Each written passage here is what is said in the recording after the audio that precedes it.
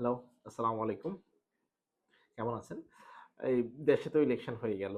So নতুন সরকার ২-১ দিনের ভিতরেই শপথ নিবে।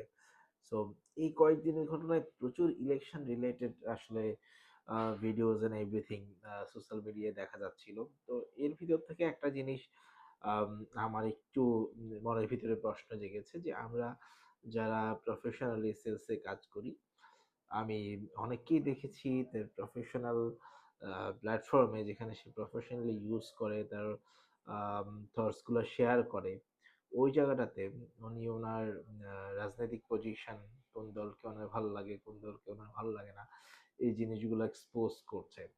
তো এটা একান্তই আমার ব্যক্তিগত একটা আ জিজ্ঞাসা আপনাদের কাছে। আপনাদের কাছে কি মনে হয়? মানে সোশ্যাল প্ল্যাটফর্মে আম কি আসলে আপনার পলিটিক্যাল আইডিওলজি আ কে ওইভাবে এক্সপোজ করা কি উচিত?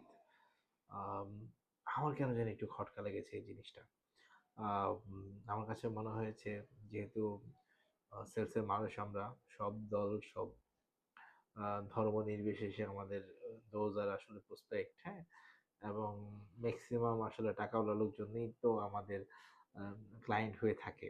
তো এই ক্ষেত্রে আমার কাছে মনে হয় নিজের আম আইডিওলজিটা প্রকাশ করাটা কতটুকু যুক্তিযুক্ত। আম মেবি ঠিক আছে, ওকে। আবার আমার কাছে মনে হয়েছে যে এই জায়গাটাতে আরেকটু কেয়ারফুল হলে বেটার।